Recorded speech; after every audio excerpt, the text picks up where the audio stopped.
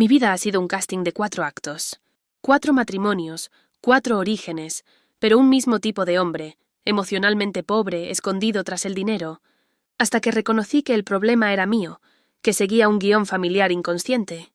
Repetía roles: salvar, sostener, esforzarme y frustrarme.